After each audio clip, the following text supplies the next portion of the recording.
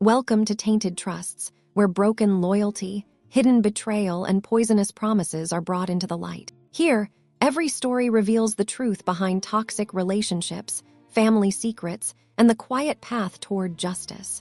Listen closely, because trust is fragile, but revenge remembers. People always said the hard part of marriage was falling out of love. Nobody warned me that the harder part is watching someone you love choose something else. Not someone else. Not a better life. Not even happiness. Just obligation. A chain so old he couldn't remember when he'd put it on. I stood in our kitchen the morning everything finally broke, and I counted the things on the counter without meaning to. Noah's flashcards, stacked by color. Jake's travel mug, rinsed but not put away. Linda's medication bottles, 4 of them lined up beside the coffee maker like they belonged there. They didn't belong there. None of this belonged here. But by the time I understood that, the damage was already done. To understand what happened to my marriage, you need to know that it didn't collapse suddenly. It eroded, one accommodation at a time, one silent morning at a time. Until one day, I woke up and didn't recognize the house I was living in. We have to go back to the night Jake came home from work and sat across from me at the kitchen table and said the 4 words that started all of it. Mom needs our help. My name is Emily Parker. I'm 34 years old. I used to teach preschool. Now I stay home with our son Noah, who is 3.5 and was diagnosed with autism spectrum disorder 14 months ago, and whose entire world is built on routine, predictability, and the particular way I arrange his breakfast plate. Train facing left, orange slices in a half moon, apple juice in the blue cup, never the green one. I say this not to be precious about it. I say it because by the time you understand what Linda's arrival did to Noah, you need to understand who Noah is first. Noah is the best thing I have ever done with my life. He doesn't say, "I love you," yet. His therapist tells us he may, eventually. He shows love differently, a hand placed on my knee when I'm sitting beside him. A train pressed into my palm. The way he positions himself, so his back is against my leg when he's frightened. Not looking at me, but needing to feel that I'm there. I would burn this entire life to the ground before I let someone take his sense of safety from him. I need you to remember that. It was a Tuesday in March when Jake came home late, and I knew something was wrong before he even sat down. He had that look, the one I'd learned to read over 8 years of marriage, the tightness around his mouth, the way he wouldn't quite meet my eyes. Like he'd already rehearsed the conversation and hadn't liked how it ended. I was wiping down the kitchen counter. Noah was asleep. The house was quiet in that particular way it gets after 8 o'clock, the silence that belongs to us. Jake poured himself a glass of water and didn't drink it. "Emily," he set the glass down, "Mom's been evicted." I stopped wiping. "She was staying at the Riverside Motel." He said it to the counter. "They asked her to leave. She's been having a rough few months." I knew what a rough few months meant for Linda Parker. I'd known Jake for 9 years. I knew his mother's history the way you know a weather pattern, not because you want to, but because it keeps coming back. Fentanyl, 3 years clean, then not. A Section 8 application stuck somewhere in Columbus City bureaucracy. A cognitive decline that had started before the addiction and accelerated after the overdose 3 years ago that Jake had found her in. Found her in. I'd never been able to shake that phrase. The way he said it, flatly, like a fact, not like a trauma. "How long has she been at the motel?" I asked. 2 weeks. "Jake, I know." He finally looked up. "I know I should have told you sooner." "That's not," I stopped, reorganized. "Where is she now?" "Parking lot of a Walgreens." He said it quietly, like if he kept his voice low enough it wouldn't be as bad. "She called me from a stranger's phone. She lost hers." The weight of it settled across my shoulders like something familiar and unwelcome. I looked at my husband. This man I'd chosen.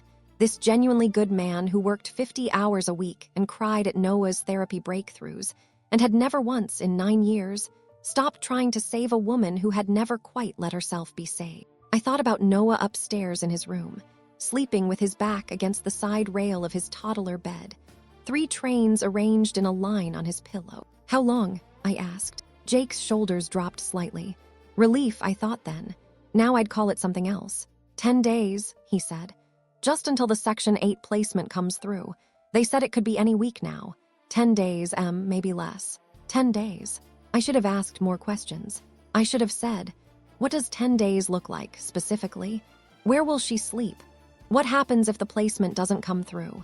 What happens with Noah's schedule, his therapies, his Tuesday afternoon routine that takes me 40 minutes of prep to execute correctly? Instead, I thought about Linda sitting in a Walgreens parking lot in March, and I said, okay, that single word, the one I'd regret for months. Okay. She arrived the next evening in Jake's truck, with a trash bag of clothes, a pharmacy bag, and the particular smell that had attached itself to her, cheap motel soap, and something underneath it. Something medicinal and stale that I would later learn was the fentanyl leaving her system irregularly. She was 62. She looked older. She'd been beautiful once. Jake had shown me photos. A woman in her 30s with his same dark eyes, laughing in front of a lake somewhere. That woman was still in there, technically. But she moved slowly now, and her eyes sometimes settled on things that weren't quite in the room, and she needed to be reminded where the bathroom was multiple times in the first hour. Linda, I said, standing in our entryway, welcome. Can I take your bag? She looked at me, then at the bag, then back at me, like she was working out the sequence of a transaction she'd forgotten the rules to. That's kind, she said finally, and handed it over. Noah was in the living room with his trains. When Linda came in, he looked up, just once. Then he went back to his trains, which was normal. He didn't engage with unfamiliar people quickly. New presence, process, return to anchor activity. His therapist called it adaptive self-regulation. Linda looked at him. What a sweet boy, she said softly. Jake at that age, he had those same eyes. Jake was watching his mother with an expression I can only describe as careful love, like he was holding something fragile and trying not to let his hands shake. Mom, that's Noah, Jake said. Our son. I know who he is, Linda said a little sharply. Then, quieter, I know. I told myself, 10 days. I made up the pull-out couch in the study. I showed her where we kept extra towels. I arranged her medications on the bathroom shelf in the guest bathroom, the one Noah never used, and I labeled them with tape and a marker so she'd know the order and timing. Jake watched me do all of this. He said, thank you, Em. And he meant it. I know he meant it. But meaning something and understanding its full cost are not the same thing. The first 3 days were manageable. Manageable is the right word. Not good. Not comfortable. Manageable in the way that a house with a slow leak in the roof is manageable. You know it's there, you know it's getting worse, but nothing has collapsed yet. Noah's morning routine took 40 minutes instead of 25 because Linda was often in the kitchen when we started it. And Noah didn't like unpredictable presences during the anchoring rituals of his day. He needed the kitchen to himself and me. That was it. Just the two of us. The specific breakfast sequence. The low music from the small Bluetooth speaker. Wheels on the bus. Always that one first. And the 15 minutes of quiet play before his shoes went on. Linda being there, moving slowly around the kitchen, opening and closing cabinets to find where things were, meant I had to move Noah's breakfast setup to the dining room table, which was different enough from the kitchen counter to trigger 20 minutes of protest and 2 failed attempts before he ate. I didn't mention this to Jake. I told myself, adjust, adapt, 10 days. On the 3rd night, I woke to the sound of the television at 2 in the morning. I found Linda in the living room, volume low, watching something on cable with the lights off. She looked up when I came in. Couldn't sleep, she said. Do you need anything? She looked at the television for a moment. Jake used to bring me water when I couldn't sleep, she said. When he was little, he'd hear me up and come out and bring me water from the tap. She said it without apparent awareness that this was something a child should never have had to do. I'll get you some water, I said. She thanked me. I got the water. I went back to bed. I lay in the dark beside Jake and thought about a small boy waking up in the night to take care of his mother. About what that does to a person. About the architecture of need that gets built in a child who learns early that love looks like service and sacrifice. And then I thought about Noah, 3 rooms away, sleeping with his trains. I didn't sleep again that night. Day 5 was a Wednesday. Noah has speech therapy on Wednesday afternoons. 45 minutes with Dr. Melissa Aucaffer at the Cincinnati Road Developmental Center, followed by a specific post-therapy routine. Fruit snack in the car. 20 minutes of free play at home before transition to the sensory bin. Then dinner at 5:30, always 5:30. I had the timing calibrated to the minute. Not because I was rigid, because Noah needed it. Because his nervous system ran on a schedule the way other children ran on affection, not instead of affection, but alongside it, as equally essential. I came home from therapy to find Linda sitting on the living room floor. Not the couch, the floor. She had Noah's train set spread out around her, and she was holding one of the engines, the green one, Noah's current priority train, the one he kept nearest to him at all times and became significantly distressed when he couldn't locate. She was turning it over in her hands. Noah was standing in the doorway between the living room and the hallway, completely still. His arms were stiff at his sides. His mouth was slightly open. In the 6 seconds it took me to cross the room, set my bag down, and crouch beside him, he had already begun the shallow, rapid breathing that preceded a meltdown. "Hey, buddy." I kept my voice low and steady. "Hey, I'm right here." I didn't look at Linda. I focused entirely on Noah, on getting between him and whatever his nervous system had been processing while I was gone. How long had she been holding that train? Had she moved his setup? Were the others still in the right arrangement? "Green train," Noah said, just those 2 words. "I know, we're going to get it." I stood up. I crossed to Linda. I held out my hand. She looked up at me with an expression that was almost childlike, surprised to be in trouble for something she didn't understand she'd done. "He likes this one," she said. "Yes, he does," I said. "Can I have it?" She handed it over. I took it to Noah, who grabbed it and immediately began the reordering process, placing it back in its specific position in the lineup, checking each engine against his internal inventory. His breathing slowed. Gradually. It took 11 minutes. Linda watched the whole thing from the floor with an expression I couldn't read. "I didn't mean anything," she said when he was calm. "I know," I said. "He's sensitive." "Yes, Jake was sensitive too," she said, almost to herself.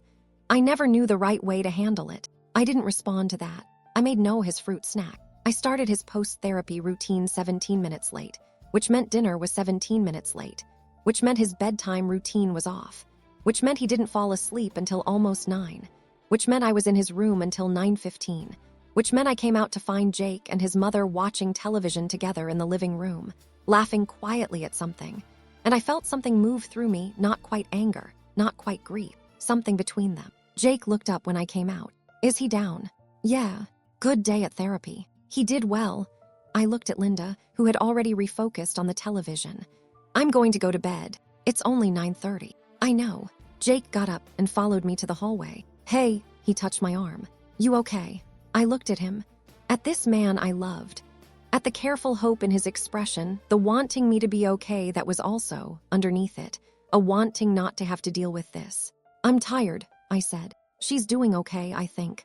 Better than I expected." "Yeah, 10 days, Em." I nodded. I went to bed. On the 6th day, Linda wet the couch. We were at dinner.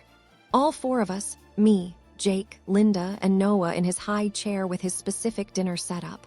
The one I'd been executing for 9 months with minor adjustments as his preferences evolved. I'd made pasta. Plain for Noah with butter, no sauce, nothing touching. The rest of us had marinara. Linda had been quieter than usual at dinner, which I'd taken as a good sign. She ate a few bites. She watched Noah with that same unreadable expression she sometimes had, fond but distant, like she was watching him through glass. And then she stood up abruptly. Noah startled at the sudden movement. Jake said, "Mom, you okay?" She looked down at the couch cushion she'd been sitting on. We were eating in the living room because the dining table was crowded with Noah's visual schedule materials, and I saw her face change. Confusion first, then something that might have been shame, though it was hard to tell. There was a dark wet stain on the cushion. Noah saw it. He made a sound, not quite a word, more of a keening note, and pushed back from the table. "It's okay," I said immediately. To him, not to anyone else. "It's okay, Noah, nothing happened, everything's okay." Jake was already up, taking his mother's arm. "Hey, it's okay, Mom, come on." I didn't. Linda's voice was thin. I didn't feel it. "That's okay," Jake said. "Come on, come with me." He guided her toward the bathroom. I sat beside Noah, who had begun rocking, a self-regulatory behavior, not distressing in itself, but a signal that his tolerance for the evening had been reached. I pressed my palm lightly to his back. The way he liked, flat hand, steady pressure, just there. I looked at the stain on the couch cushion. I thought, this is not 10 days. I thought, this was never going to be 10 days. And I sat there with my hand on my rocking son's back and understood, with absolute clarity, that the conversation I'd been avoiding was no longer avoidable. I gave it 2 more days. I gave it 2 more days because I wanted to be fair. Because Linda had been through genuinely terrible things. Because I knew what addiction did to a body and a brain, and I had genuine compassion for it. I want that to be clear. I had genuine compassion for Linda Parker as a human being. But Noah started headbanging on the 8th day. He hadn't done it in 4 months. His last regression to that behavior had been during a bad stretch in November. A series of scheduled disruptions when Jake had a week of overnight jobs, and I was managing everything alone. We'd worked with Dr. Ackafer, adjusted his visual schedule, added an extra sensory bin session in the mornings, and the behavior had stopped. It came back on a Thursday morning. I heard it from the hallway, the rhythmic soft thudding that's unmistakable once you've heard it. The sound of your child's forehead against the side of his crib. I went in. I did what you do, present, calm, no sudden movement, no raised voice. I sat on the floor and waited, one hand extended but not insisting. He stopped after 4 minutes. He came to me. He sat in my lap facing away, back against my chest, and I held him and counted his breaths until they slowed. 4 minutes. When you love a child with autism, you measure your victories in small units of time. 4 minutes instead of 14. 1 transition instead of 3 meltdowns. 1 new word. 1 unprompted touch. He stopped after 4 minutes. I told myself it was a one-time thing. It happened again the next morning. I found Linda outside at 5:53 in the morning. I know the exact time because I'd woken at 5:45 to the faint sound of the front door. And I'd lain in bed for 8 minutes telling myself I was imagining things before I got up. She was standing on the front lawn in her nightgown. No shoes. The grass was still wet with dew, and the temperature was 41 degrees. She was facing the street, but she didn't appear to be looking at anything. Her gaze had that unfocused quality I'd been noticing more frequently, the one that made me think she was seeing something in her peripheral vision that wasn't there. Linda, I stepped off the porch onto the cold grass. Linda, hey. She turned. She looked at me. Something resolved in her expression, the unfocused quality pulling back. It was too warm inside, she said. Okay, but you can't be outside without shoes. It's 40 degrees. I used to walk in the mornings, she said. Before. She didn't specify before what. I had a feeling she meant before a great many things. Let's go inside, I said. I'll make coffee. She came without argument. I made coffee. I sat with her at the kitchen table and watched her wrap both hands around the mug and slowly come back into herself, whatever that process was for her, and I thought, she is not a monster. She is a woman who is very sick and who has been very sick for a very long time, and she did not choose this. And then I thought, Noah banged his head against his crib this morning, and my compassion and my fear sat beside each other at that kitchen table and did not resolve. I made my decision before Jake came downstairs. By the time his coffee was poured, I knew what I was going to say. It was Sunday. Jake had the day off. Noah was down for his afternoon nap, which gave us a window, a specific, reliable window that I had identified the week before as the right time for this conversation, because I wanted to be able to finish it. Linda was in the study watching television, with the volume low. I sat across from Jake at the kitchen table, the same table where he'd told me 10 days. I need to talk to you about your mom, I said. He set his coffee down. He already knew. I could tell from the small preparation in his face, the way he settled back slightly, like bracing. I know it hasn't been easy, he started. Jake, I stopped him gently. I need you to actually listen to this, okay? Not respond yet, just listen. He nodded. Noah has started headbanging again. He hadn't done it in 4 months. I kept my voice level, factual. I'd learned, in years of navigating difficult conversations, that emotion came across as complaint and facts came across as evidence. I needed him to hear evidence. His post-therapy routine is off every Wednesday because of the kitchen disruption. He had an episode last Tuesday when Linda moved his trains without knowing what she was doing. I'm not blaming her for that, she didn't know. But these things are affecting him. Jake's jaw was tight. I found her outside barefoot at 6 in the morning yesterday. It was 41 degrees. She doesn't always know where the bathroom is. She's experiencing, I paused, choosing the word carefully, episodes where I'm not sure she's fully present. Jake, she needs more help than we can give her. She's doing better than. I need you to hear me, I said. Silence. He heard me. I'm not saying she's a bad person, I said.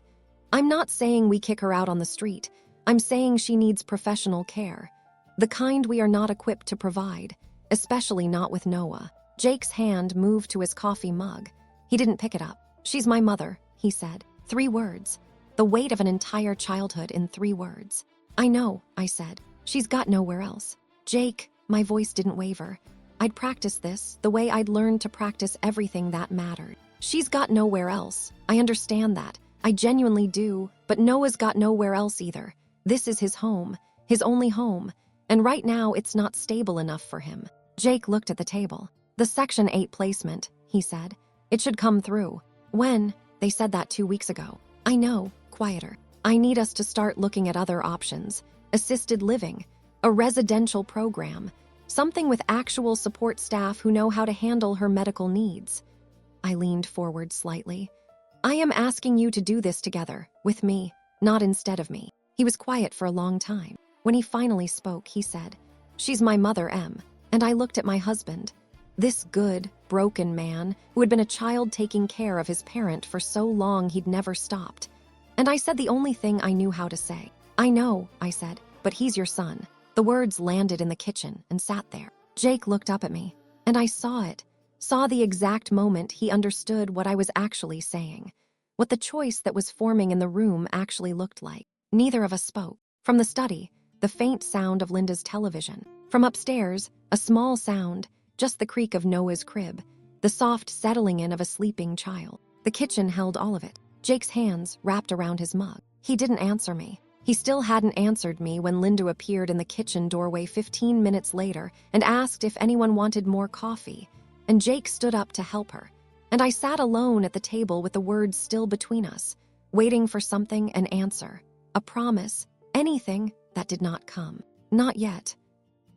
Jake didn't answer me that Sunday. He didn't answer me Monday either, though I gave him the space to.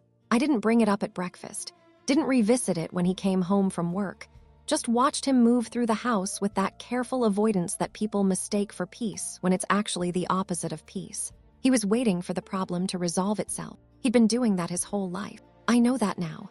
At the time, it felt like being ignored. The things Jake didn't see were not small things. He left for work at 7:15 every morning and came home at 5:30, sometimes 6. 10 hours.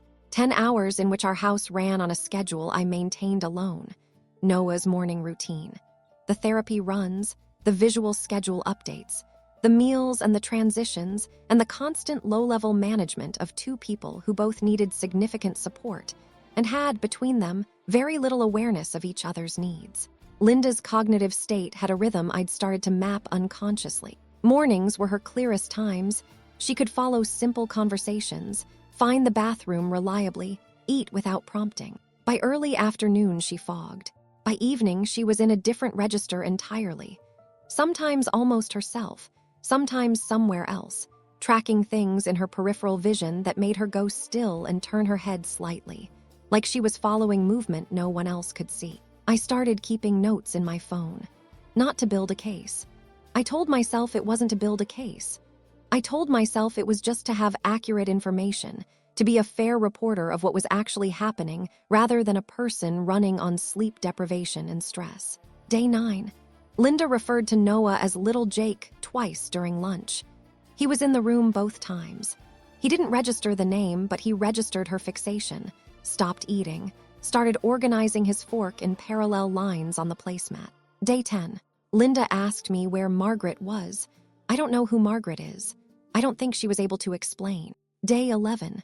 The 10 days Jake promised had passed. I did not point this out. I don't know what I was waiting for. Day 12.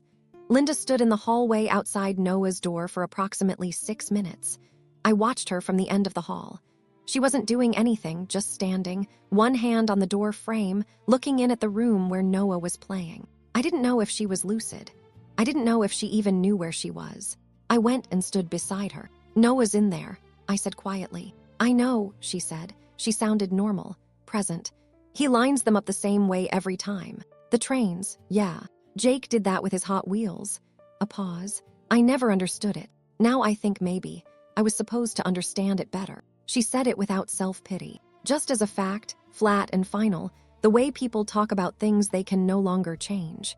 I stood beside her in the hallway, and I felt something complicated, grief for her, exhaustion at my grief for her, guilt at my exhaustion. The layered emotional calculus of caring about someone who is also making your life genuinely unsafe. Linda, I said carefully, has Jake talked to you at all about next steps, about the placement? She looked at me. Something moved behind her eyes. He said not to worry, she said. Of course he did. Okay, I said. I walked back down the hallway. I picked up my phone. I did not call Jake. I opened my notes and typed, Day 12. She's been standing outside his door. I put the phone down. I made lunch. Jake wasn't home the afternoon Linda had the hallucination. I want to be precise about this because it matters. He wasn't home. He was on a job in Westerville, a commercial rewire, an all-day project. He'd texted at noon to say they were running behind and he'd be home by 7. It was 4:15. Noah was in the living room with his trains. I was in the kitchen starting dinner, the specific dinner, the one that had to be on the table by 5:30, the one that could not be late. I heard Linda's voice from the living room, quiet, conversational, the tone of someone talking to another adult. I turned off the burner. I walked to the doorway. She was sitting on the floor, cross-legged, which I hadn't seen her do before. It seemed to require more flexibility than her usual movements suggested. She was facing the corner of the room, the one near the bookshelf, and she was talking. Noah was 3 feet away from her, still playing with his trains, but his body had gone still in the way it did when something in the environment was demanding his attention without his understanding of why.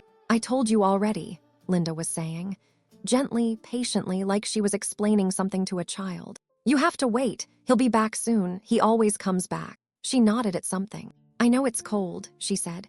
I know. The corner of the room was empty. I stood in the doorway and understood what I was looking at, not violence, not aggression, but something that frightened me far more. A woman who was not fully in this room, having a detailed conversation with a person who wasn't there, 3 feet away from my son. Linda, I kept my voice even, level. The tone I used with Noah during dysregulation, calm, present, non-threatening. She turned. She saw me. The conversation with the empty corner stopped. Emily, she said. She sounded almost normal. Hey, I came into the room. I positioned myself between her and Noah, not obviously, just a natural step and a half that put me in the right place. What are you up to? She looked at the corner, then back at me. Something shifted in her expression. A recognition, I thought, that something had been happening that she couldn't quite account for. Just sitting, she said. Okay, I crouched beside Noah. Hey, bud, how are the trains? He handed me the blue engine without looking up. His version of reassurance here, hold this, everything is organized. Thanks, I said. I held the engine. Linda rose slowly from the floor. She was unsteady on the way up. I moved to help her, and she took my arm. And for a moment, we were just 2 women in a living room, one helping the other stand. I need to lie down, she said. Of course, go ahead. She went to the study. She closed the door. I sat on the floor beside my son. He lined up 4 engines. He looked at them. He moved the red one 2 centimeters to the left. Good, I said softly. His shoulder relaxed. I stayed on the floor beside him for a long time. That was Thursday. By Sunday, 2 days before the worst night of my marriage, Noah had begun waking at night. Not every night, but enough. He'd always been a reliable sleeper, one of the anchors of our daily schedule, one of the things that had genuinely gotten easier over the past year. The waking wasn't crying. It was the sounds of a child whose nervous system was running when it shouldn't be. Small movements, the creak of his crib, the soft sounds of his voice, not words, just sound, the way he talked to himself when the world had been too much. I got up each time. Jake slept through it, not because he didn't care, because his body had learned to sleep through his mother's nighttime crises 30 years ago, and the habit had never fully left him. I didn't wake him. I told myself it was because he had work in the morning. If I'm honest, and I'm trying to be honest, I think part of me was keeping score without meaning to. Building a record. Counting the nights, the mornings, the hours. Gathering evidence for a case I didn't want to have to make. I was so tired. You don't understand tired like that until you're in it. It's not sleepiness. It's a restructuring of your entire self, the way your patience shrinks, and your fear grows, and the small, ordinary sounds of your house start to feel like warnings.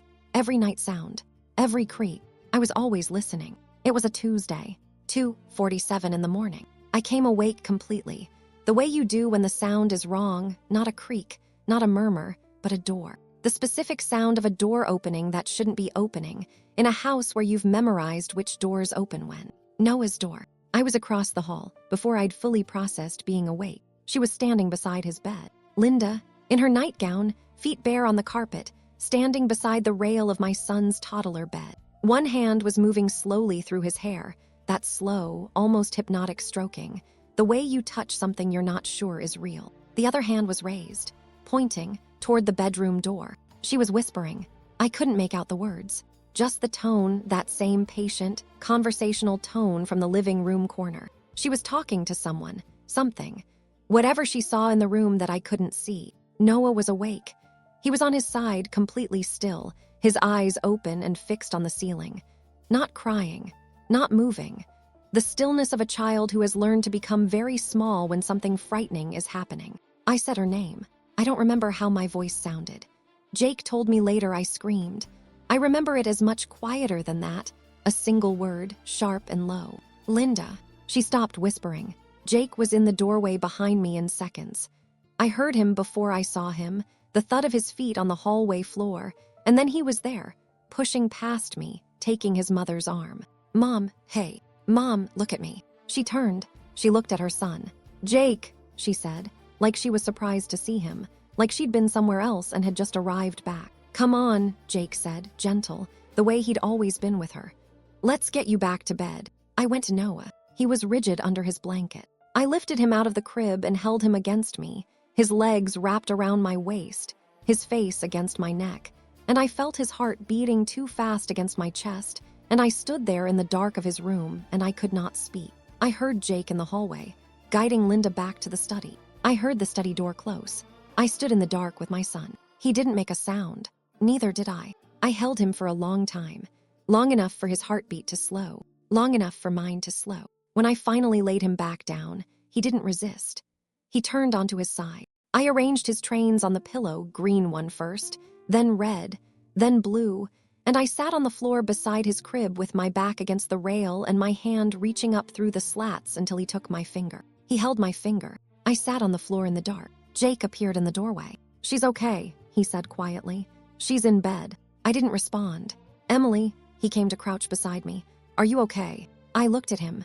I was aware in that moment of the specific quality of my own silence, that it was not peace, not calm, not composure. It was something much closer to the moment before something breaks. She wasn't trying to hurt him, Jake said. I kept looking at him. She gets confused at night. She probably thought she was. Jake, my voice was quiet, steady. Stop. He stopped.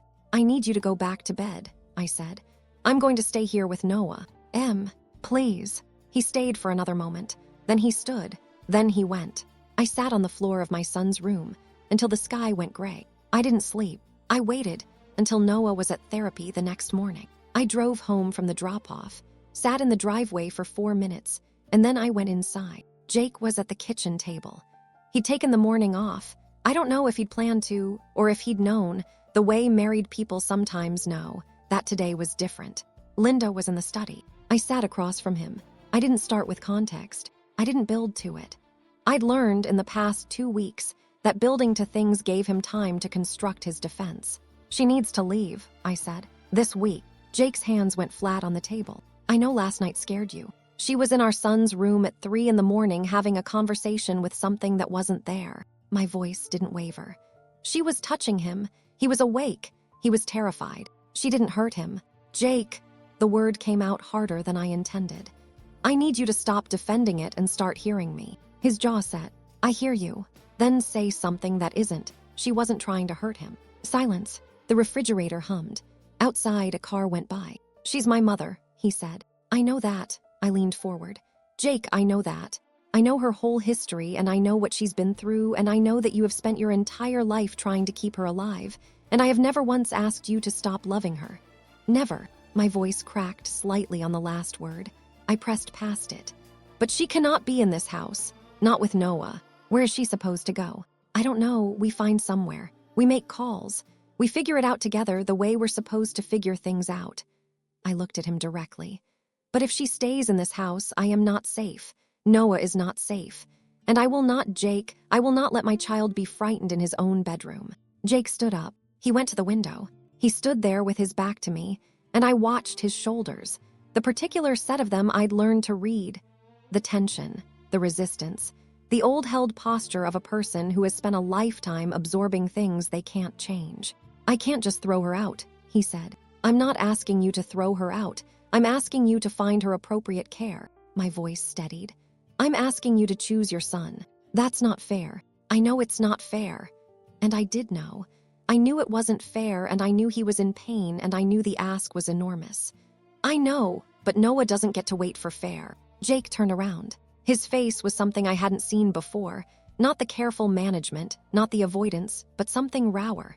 Something younger. "You don't understand," he said. "You don't know what it was like. What she..." He stopped, pressed his mouth closed. "Tell me," I said. He shook his head. "Jake, tell me. She needs me." The words came out tight, compressed, like they'd been held under pressure for a long time. "She has always needed me. Since I was a kid, she needed me.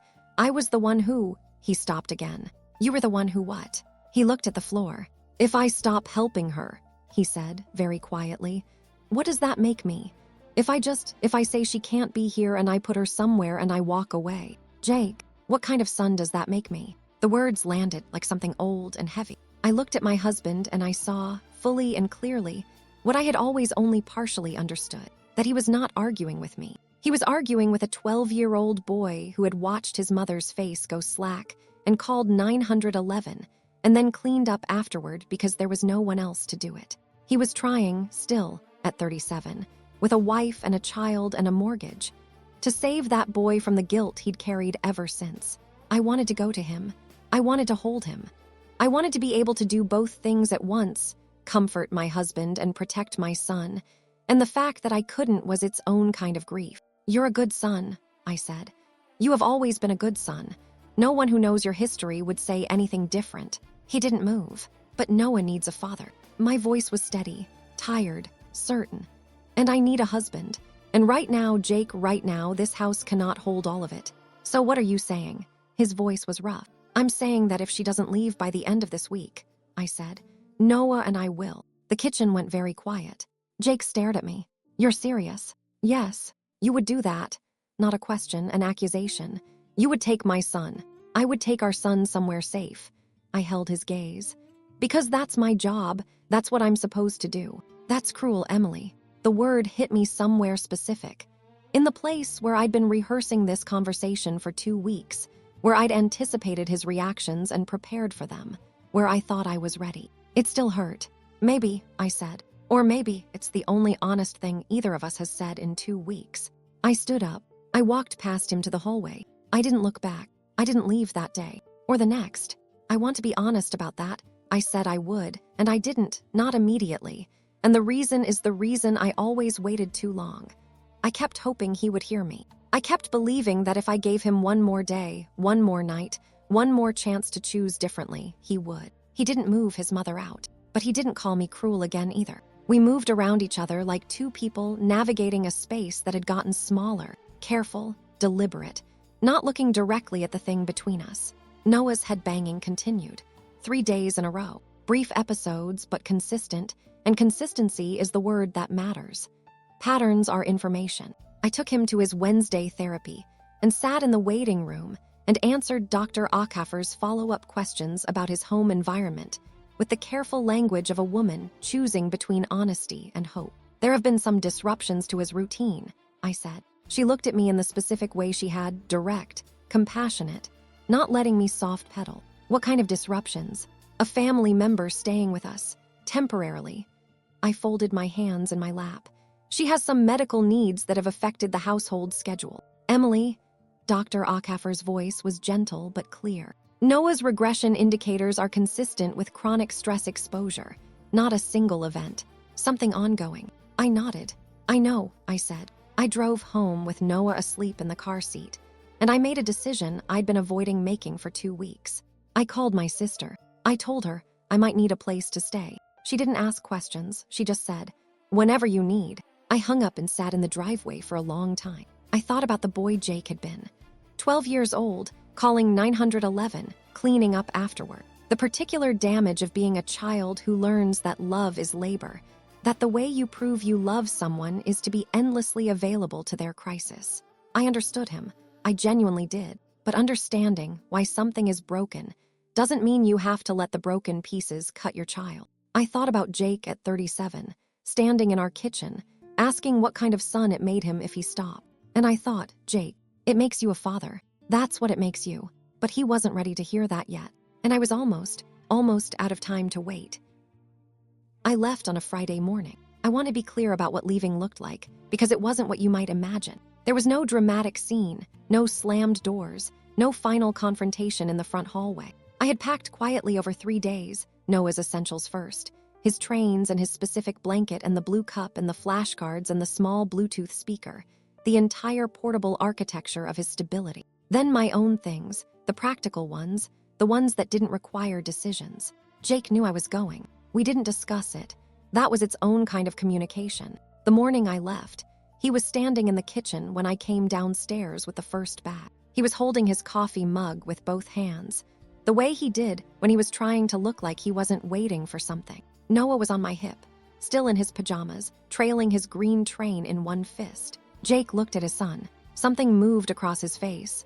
A tightening, quick, that he controlled before it became anything expressible. "Where are you going?" he asked, even though he knew. "My sister's," I said. He nodded, once. "How long?"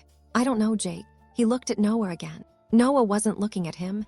He was focused on the train, turning it end over end in his small fingers, the familiar self-regulation of a child navigating a morning that felt different. "Can I?" Jake started. He stopped. "Can you what?" I asked. "Can I say goodbye to him?" I stepped forward. Jake set down his mug. He crouched to Noah's level and he touched his son's face, just his fingertips against Noah's cheek, the lightest possible contact, the kind Noah sometimes tolerated and sometimes didn't. This time he tolerated it. He didn't look at Jake, but he leaned. Just slightly. The barest perceptible lean into his father's hand. Jake's throat moved. He stood up. He looked at me. His eyes were red at the edges, not crying, but the territory before crying, the landscape a person inhabits when they refuse to let themselves go. "I love you," he said to me, quietly. "I know," I said. I picked up the bag. I put Noah in his car seat. I drove to my sister's house, 35 minutes north of Columbus, and I sat in her driveway for a while before I went inside, watching Noah through the rearview mirror as he lined his train up on the edge of the car seat, absolutely focused, absolutely himself. I thought, he's going to be okay. I thought, I'm going to make sure of it. I thought about Jake, standing in the kitchen with his coffee going cold. And then I went inside. My sister's name is Claire. She's 4 years older than me and has 2 kids of her own, and a house that runs loud and warm and slightly chaotic in all the ways mine had stopped being. She didn't ask for explanations. She made up the guest room with the weighted blanket I'd asked her to get for Noah, and she kept her own kids away from his space without being told why. And she brought me coffee in the morning and sat with me without requiring me to talk. That is a specific kind of love, the kind that doesn't need an explanation to show up. Noah adjusted better than I expected, and worse than I hoped. The first 2 days, he was clingy in the specific way he gets when the world has shifted, not crying, not melting down, just staying close to me, within arm's reach at all times, checking that I was still there with the same frequency a person checks their phone when they're waiting for news. Every 20 minutes. Every 15. A hand on my knee. A train pressed into my palm. I held him as much as he wanted to be held. His head banging stopped on the second day. I noted it in my phone the same way I'd noted everything else. Day 2 at Claire's. No episodes. Slept 6 hours straight. I called Dr. Acaffer on the 3rd day and told her what had happened. She was compassionate and precise, the way she always was, and she said the things I needed to hear stated clinically rather than emotionally. That Noah's regression indicators were environmentally responsive, that stability and predictability were the primary therapeutic interventions, that I had made the right call. I needed someone to say that. I hadn't realized how much until she did. Jake texted on the 2nd day. Just, "How is he?" I wrote back, "Better, he slept." A long pause, then, "Good." That was all. I looked at that exchange for a while. The compression of everything we were, 8 years, a child, a house, a crisis, into 7 words. Good. Like the only thing he had left to say was the smallest possible acknowledgement. I didn't know if I was angry at him, or heartbroken for him. Both, probably. Both at the same time, the way it had been for weeks. Jake was alone with his mother for 11 days. I know this because I counted. I counted the way I counted everything, not to measure suffering, but because knowing the number made it real, and I needed things to be real rather than blurred. 11 days. He called me on the 4th day. Evening. I could tell from his voice that he'd had a hard afternoon. She got into the bathroom cabinet, he said. The cleaning supplies. Did she? No, I got there before she know. A pause.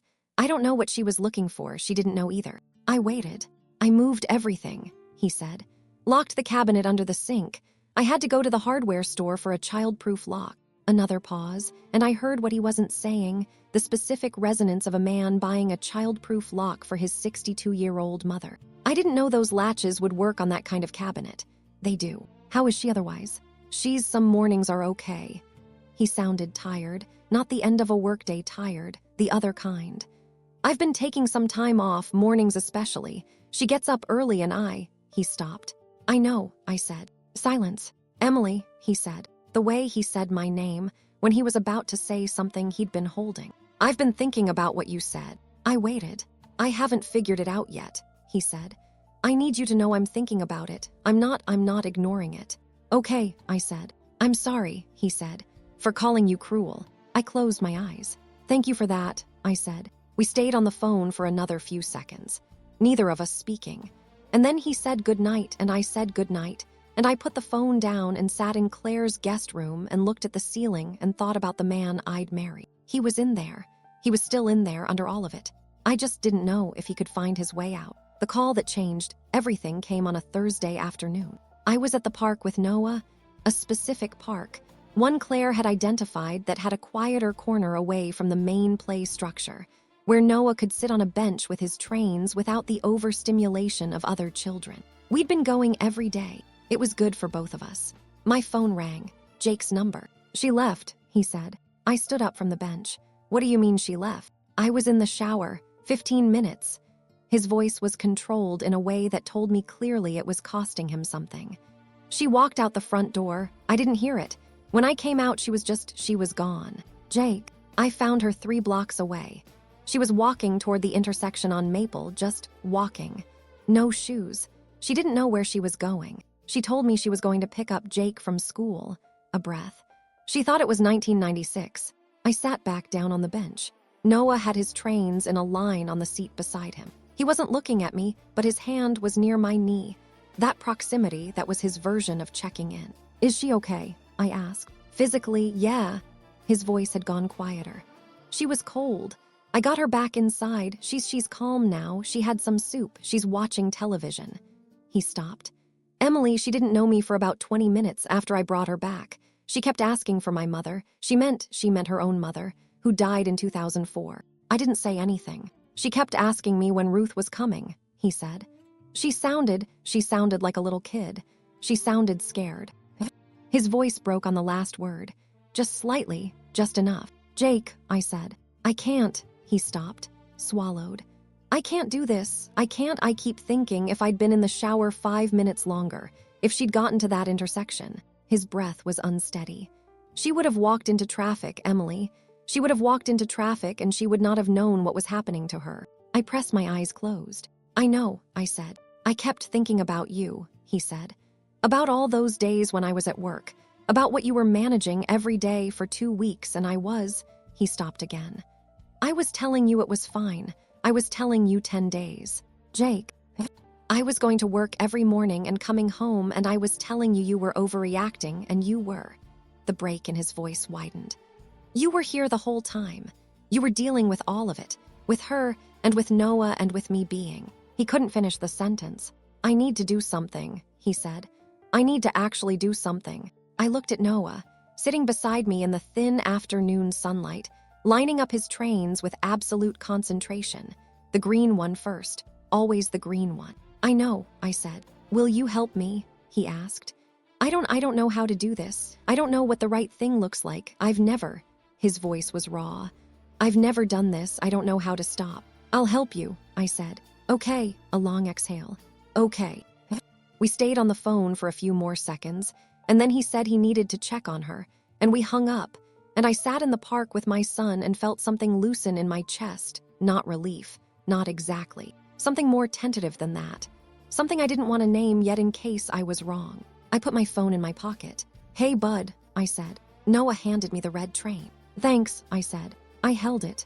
Jake made the calls the next day. I helped him. We sat on the phone together, him at the house, me at Claire's, while he talked to the county social services coordinator, and I looked things up on my laptop and read him the relevant information. And we moved through it the way we used to move through hard things together, back before this, back when we were still a team. It took 3 days. 3 days of phone calls and paperwork, and waiting on hold and being transferred and starting over. 3 days of Jake coming home from work and immediately getting back on the phone, and me staying on the line when he needed me to, and staying off it when he needed to do it himself. There was a residential memory care facility with a dual diagnosis program, addiction history and cognitive impairment, 40 minutes from Columbus. There was a bed available in 2 weeks. The social worker who did the intake assessment was named Diane, and she was brisk and practical and kind in the specific way that people who do hard jobs develop, not warm exactly, but reliably present. Jake drove his mother to the assessment appointment alone. He told me about it that night. She was having a clear day, he said. She knew where she was. She answered Diane's questions mostly right. She was almost like herself. He was quiet for a moment. The worst part was that she was almost herself, because then I kept thinking, what if she's better than I think? What if I'm making a mistake? Is that what Diane said? No, Diane said that cognitive fluctuation is normal and that clear days don't negate the pattern. He paused. She pulled me aside before we left. She showed me Linda's assessment results. Emily, another pause. It's more advanced than I understood. The hallucinations, the confusion, it's not just the addiction residue. There's actual damage to her memory. To her, he stopped. It's not going to get better. I held that. I'm sorry, I said. Yeah, his voice was very quiet. Jake, I knew, he said. I think I knew, and I kept thinking if I helped enough, if I was there enough, if I just didn't give up on her. He made a sound that wasn't quite a laugh. Like I could love her out of it. Like I could care enough that it would reverse. You did love her out of what you could, I said. You kept her alive long enough to get here. Silence. That's a kind thing to say. It's a true thing. The intake day was a Wednesday. Jake asked if I would come. Not to bring Noah, we both understood that, but to be there. I came. The facility was called Sycamore Ridge. It was a low brick building on a wide property outside of town, and it looked nothing like what I'd feared.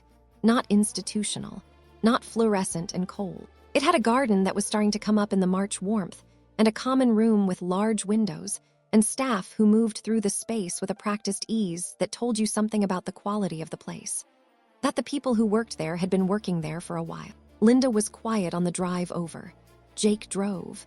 I sat in the back with her, the way I sometimes sat with Noah, adjacent, not demanding anything. She looked out the window for most of the drive. At one point she said, "Is this far?" "About 40 minutes, Jake said. She nodded. She didn't ask where we were going. I think on some level she knew, the way people sometimes know things their conscious mind hasn't processed. She'd been quieter since the day she got lost, more inward, less likely to wander into the spaces of the house where she'd been a disruptive presence. Diane met us in the lobby. Jake did the intake paperwork at a desk in the corner, while a staff member showed Linda around. Just a gentle walking tour. The garden, the common room, the dining area. Linda nodding at things and occasionally touching them with her fingertips the way she did when she was processing. I sat in a chair near the window and watched Jake sign the forms. His pen moved slowly. He read each page. He was thorough, the way he was thorough about everything. The way he'd been with Noah's medical forms, with the mortgage documents, with every piece of official paper that had passed through our life. A working man's precision. The careful reading of someone who had learned early that the details matter because no one else is going to catch them for you. He signed the last page. He set the pen down. He sat for a moment with his hands flat on the desk, looking at nothing. And I watched him do that private thing people do when something is over, the small internal reckoning, the breath that marks a border. Then he stood up. The staff member brought Linda back from the tour. She was holding a small flower she'd picked from something in the garden. Not something she was supposed to pick, probably, but no one said anything. She looked at Jake. "It's nice here," she said. "Yeah," Jake said. It is. She looked around the lobby, at the flowers on the low table, at the large window with its view of the garden, at Jake, and then at me, and then back at Jake. Did I do something wrong? She asked. The question landed in the lobby quietly, without drama, the way the most devastating things often arrive, not announced, not performed, just asked. A woman who was sometimes 12 and sometimes 62 and sometimes somewhere in between, asking the question she'd maybe always been asking. Jake's face did something I will not be able to fully describe. He went to her, he took her hands. "No, Mom," he said. His voice was steady with the effort of being steady. "You didn't do anything wrong." "Then why?" "Because we want you to be safe," he said. "Because there are people here who know how to help you better than I do." He held her hands. "I'm going to visit every week, okay? I'm going to be here every Sunday." She looked at him. She looked at their joined hands. She nodded, once. "Okay," she said, just like that, like somewhere inside her, beneath all the confusion and the decades of damage and the hallucinations and the lost mornings and the wandering and the fear, somewhere inside all of that, she understood that this was not abandonment, that her son was not giving up, that sometimes love is handing something over to the people who are built to hold it. She held onto his hands for another moment. Then she let go. The staff member stepped forward gently and guided her toward the hall that led to her room. She went with them. She didn't look back. Jake stood in the lobby and watched her go. I came to stand beside him, not touching, just beside him, close enough that he could feel me there. He stood very still for a long time. Then he turned to look at me. His eyes were wet. He wasn't trying to hide it. "Okay," he said. His voice broke on the single syllable and he let it. "Okay." I reached out and took his hand. He held on. We stood in the lobby of Sycamore Ridge, while the afternoon light came through the large windows and lay in long strips across the floor. And I held my husband's hand while he grieved the thing he'd been trying not to grieve for 30 years. Not his mother's addiction, not her illness, the childhood he'd spent trying to save her, the boy he'd been, the cost of it. I held his hand, and I let him grieve it. That was the beginning. He asked if we could meet, not at the house. He didn't ask me to come home. I think he understood, without us discussing it, that home had to be earned back slowly. That you can't ask someone to step back into a space that hurt them just because you've finally cleaned it up. He asked if we could meet for coffee. The place we used to go before Noah was born. A diner on 5th Street with the kind of booths that are worn smooth from years of people sitting in them, talking about the things that matter. We'd had our first real conversation there, the kind where you find out if a person is actually who you thought they were. I said yes. I got Claire to stay with Noah. He was doing better. 3 weeks at Claire's had settled him back into himself. The regression indicators almost entirely gone. His mornings restored to the predictable sequence that kept his nervous system regulated. He still asked for home sometimes. Not in words. He'd hold up his green train and look at me with the particular expression that meant something I was learning to translate. A question without language. Is this permanent? Is this where we are now? I always said, not yet, buddy, soon. I hoped I was right. Jake was already there when I arrived. He'd gotten there early enough that the coffee in front of him had gone slightly cold at the edges. I could tell from the way he was holding it, not drinking, just holding, waiting. He looked up when I came through the door. He looked tired. Not the one bad night tired that clears with sleep. The other kind, the kind that comes from doing something hard and right and grief-adjacent, from signing the papers and keeping the Sunday visits and going home each night to a house that was quiet in an entirely different way than it used to be. He looked like himself, though. More like himself, maybe, than he had in months. I slid into the booth across from him. The waitress came. I ordered coffee. We both looked at our cups for a moment, the small choreography of 2 people deciding where to start. "Thank you for coming," he said. "Of course. I wasn't sure you would." I said I would. He nodded. He turned his mug a quarter turn on the table, a fidget which Jake almost never did. He was the stillest person I'd ever known. One of the things I'd loved about him early on, that steadiness. The stillness meant something was moving underneath. "I've been seeing someone," he said. "A therapist I started 2 weeks ago." I looked up. His name is Dr. Renner. He specializes in adult children of people with addiction. He said it carefully, like he was still getting used to hearing himself say it. Adult children. "I've been going twice a week." "Jake." I want you to know that I'm not telling you that I'm not using it as leverage or as a reason you should come back. He looked at me directly. I'm telling you because it's part of what I want to say, and I don't know how to say what I want to say without the context. Okay, I said, tell me. He wrapped both hands around his mug. I've been thinking about the word rescue, he said. Dr. Renner uses it. He talks about how some kids who grow up in households like mine, they develop this thing where the only way they know how to love is to rescue, to be useful in a crisis, to be the person who shows up when things fall apart. He paused. Because that was the only time it felt like it counted, when I was actually needed. I listened. I've been trying to figure out when I started doing that with you, he said. With us. And the honest answer is I don't think I was doing it with you. I think you were the first person in my life I didn't try to rescue. He looked up. I think I married you because you didn't need rescuing, because you were strong enough that I could just be with you without having to manage anything. I felt something shift in my chest. And then Noah, he said. His voice softened on our son's name. And Noah needed real support, real patience, real presence. The kind of parenting I never got and didn't know how to model. He paused. And instead of stepping up the way you needed me to, I went back to the thing I knew. I found a crisis I understood. I pulled my mother into our house and I put her needs first and I called it love. The diner was quiet around us. Booths of other people, other conversations.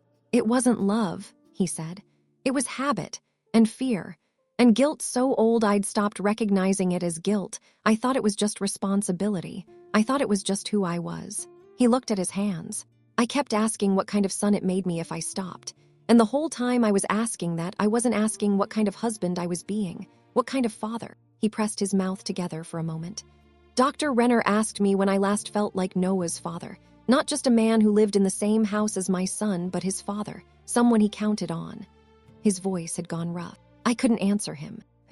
I looked at this man across from me, the one I'd chosen, the one I'd been furious at, the one I'd spent the last several weeks both missing and needing distance from, and I felt the complicated truth of loving a person who is genuinely trying. I am so sorry, he said.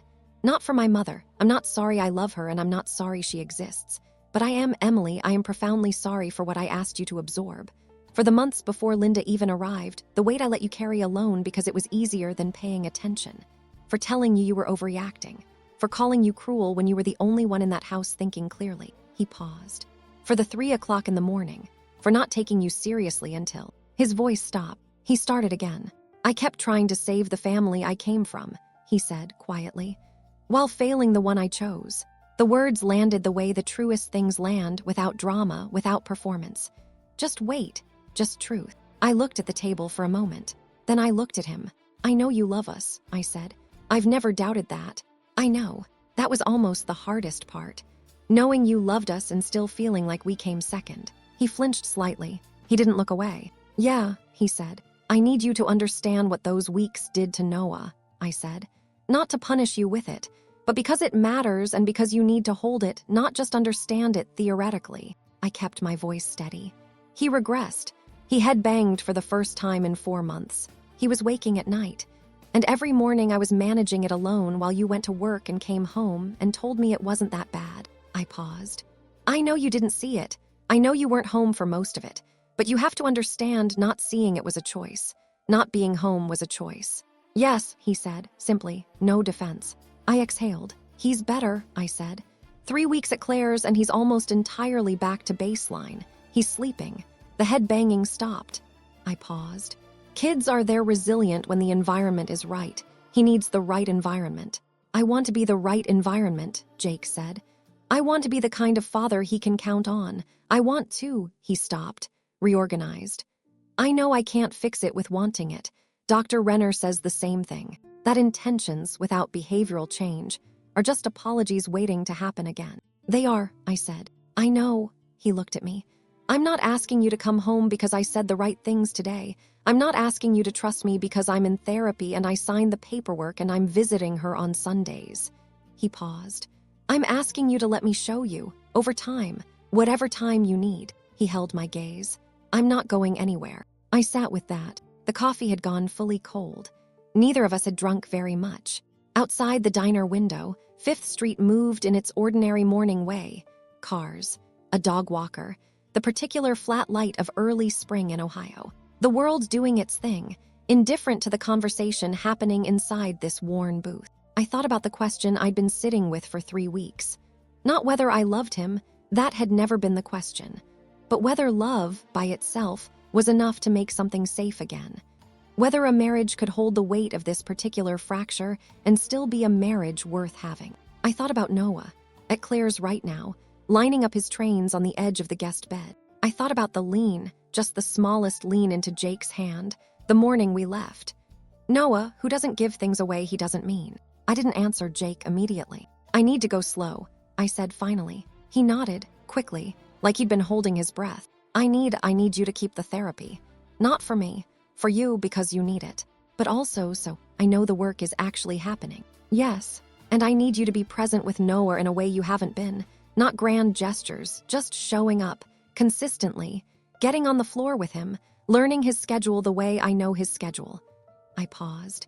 He needs to know you. I know, his voice was rough. I want that. I'm not saying yes to everything going back to normal, I said. I'm saying I'm willing to try, carefully, with both eyes open. He looked at me across the worn table of the booth, where we'd first found out who the other person really was. That's enough, he said. That's more than enough. We sat for a while longer. We ordered fresh coffee. We talked about Noah's upcoming therapy schedule, about the transition back home, about the small logistical pieces of a life being reassembled. It wasn't romantic. It wasn't the reconciliation scene from a movie. It was two tired people who loved each other, trying to find their way back to something real. That was enough. That was exactly enough. We came home on a Tuesday. I chose Tuesday deliberately. It was the most ordinary day of our week. No therapy appointments, no particular schedule pressure. A day that belonged to us. I wanted the return to feel like a return to normal, not an event. Jake had cleaned the house.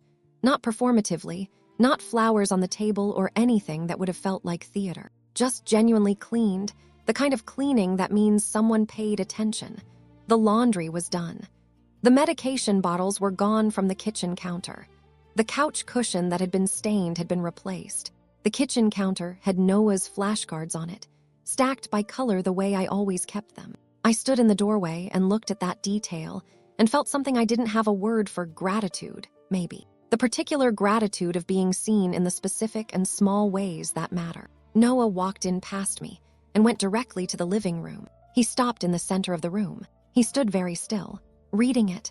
The way he reads spaces he hasn't been in for a while, the air, the light, the particular geometry of familiar furniture, his internal inventory running. Then he went to the corner, where his trains were kept. They were there. Jake had left them exactly as Noah had left them. I don't know how Jake knew the arrangement, whether he'd taken a photograph or simply remembered, but they were right. The lineup was right. The green one first. Noah knelt down. He ran his hands over them. He made a sound, not a word, but a sound that I'd learned to translate. Satisfaction. Recognition. This is mine. This is still mine. I pressed my hand over my mouth for a moment. Jake appeared in the hallway. He'd been in the kitchen. I'd heard him.